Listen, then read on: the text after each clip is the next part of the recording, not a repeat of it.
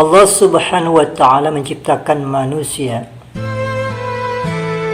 khususnya di kepala kita. Itu ada 4 unsur. Yang pertama, diciptakan manusia dari unsur tanah, yaitu mulut kita. Filosofi tanah, tumbuhan tumbuh di tanah, kita bikin rumah di tanah, hewan ada di tanah, dan bahkan nanti kalau kita mati, kita dikuburkan di dalam tanah. Begitu juga mulut kita. Mulut kita tempat kita bicara, tempat kita makan. Baik bicara yang baik maupun bicara yang buruk.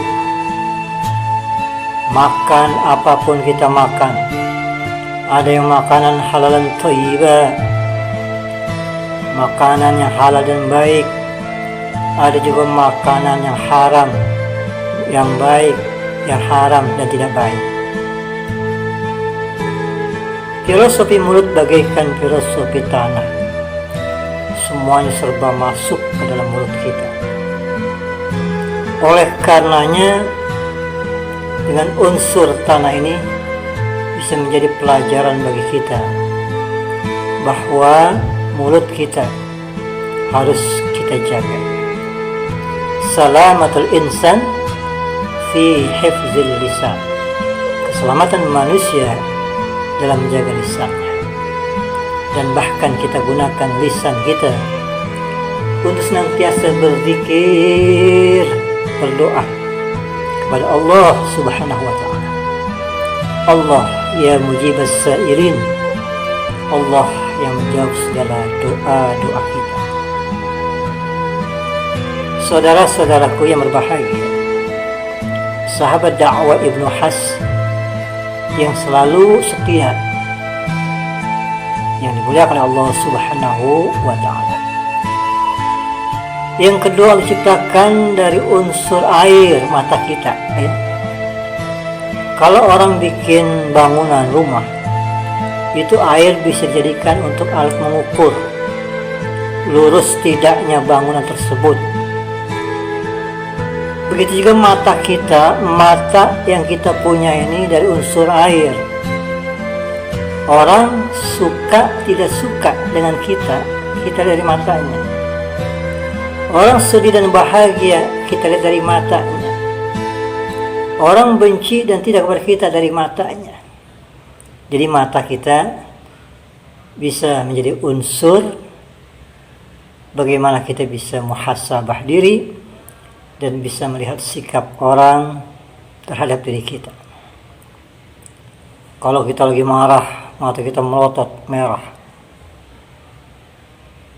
dan seterusnya. Jadi mata kita bisa menjadi ukuran.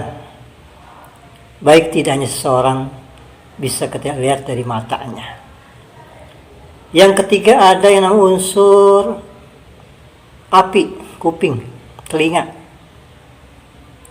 Telinga kita kalau mendengarkan kata-kata yang baik, senang kita, bahagia.